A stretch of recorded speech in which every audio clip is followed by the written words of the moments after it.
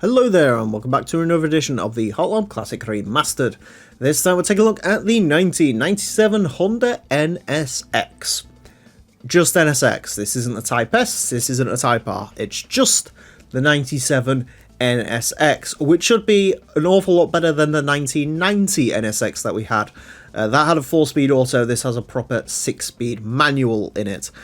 It should be mentioned, unlike in the base game, this does not make more power than the Type S. That was a weird bug with power multipliers. That's been fixed. All NSXs have the same engine, so they all make pretty much the same power. Mid-engine rear-wheel drive, as all NSXs are, apart from those weird GT500 ones, but we don't talk about them because they don't exist in this time period.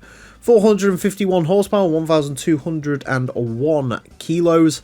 Pretty decent stats, should be relatively okay. NSX's GT500s, yeah, they do great around here. The regular cars, not so much. But we'll find out how well it does, because it's going to get 6 laps of the Motorsports Land track in order to set the best time it possibly can. Our current leader is the Mitsubishi GCO LM Edition.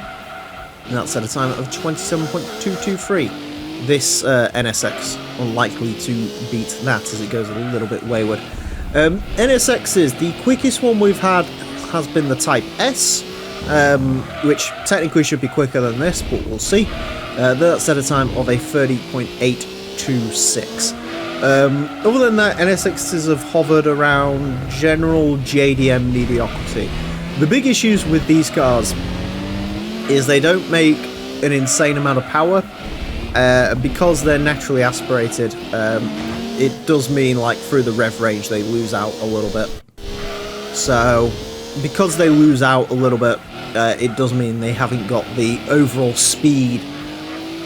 Obviously they don't have the 4-wheel drive of the Skylines, they don't have the lovely drivability of the RX-7s, and while they were matched with Supras until recently, we have had a Turbo Supra that set a stonking lap time and left the NSX in the dust, so they don't have the all-out, balls-out power that the Supra has, as much as the Supra is far worse to drive. These are quite nice to drive. They're just a bit weird. They don't drive like they've got 450 horsepower. You know, they feel a little bit lackluster compared to that. First flyer 31.211, which is, I think, ironically enough, about the same time we got out of the 4-speed NSX. I honestly thought when I drove that 4-speed NSX before, not the Acura one, the one before that, the yellow 90, I did think it was like the NSX's lack of pace was definitely down to the transmission, but after having driven the Type S and also currently driving this one, that is not the case. These are just slow. Like I say, the GT500 one's crazy quick. I think it's like a 28.5 or something like that from them. God, this is understeery as well. This is not a nice car to drive. This needs to get a move on as well, because otherwise it's...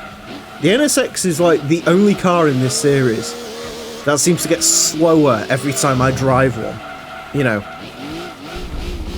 for the most part, it's not like that. Obviously, like stuff like the Supras and the RX-7s and stuff have gotten loads quicker as we've gotten more embedded into this course. As much as I've driven this thousands and thousands and thousands of times, you can't help but get better at stuff over time. That's sort of how it works. But yeah, for whatever reason, these have just gotten more and more... Like, they haven't gotten any quicker.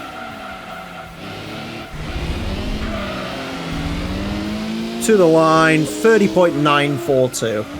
Okay, we did manage to salvage something from this, but again, they're just not quick. They're just not, you know, the actual drivability of them isn't great. It doesn't feel like it's making 452 horsepower. It feels like it's making an awful lot less than that. They're just not quick cars, which is a shame because I love the NSX. I hope the Type R can really pull something out, but I don't... even the Type R, you know, I don't think he's gonna make anything much better. You know, I don't think they're going to be massively quicker. You could say there's a little bit of time in there. I think you'd be right for saying that, but how much time? Honestly, not too sure. 30.942 will place this into 155th place.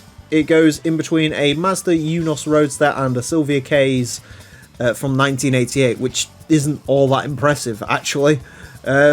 Slower than the BMW 320ci, slower than an Alfa Romeo 166. It is quicker than a Fairlady Z. I think that's the quickest 300ZX Fairlady Z we've had, quicker than a naturally aspirated Supra. But again, these aren't, you know, massively impressive cars it's picking off. They just aren't very quick. That time on this leaderboard at the moment makes this firmly average. So, yeah, I don't know what to say. They're just not brilliant, which is a shame because I like the NSX a lot, but alas, that's the way it is. Anyways, that's it for this episode. Thank you all very much for watching. Join me next time when I'll be driving something completely different. Until then, farewell.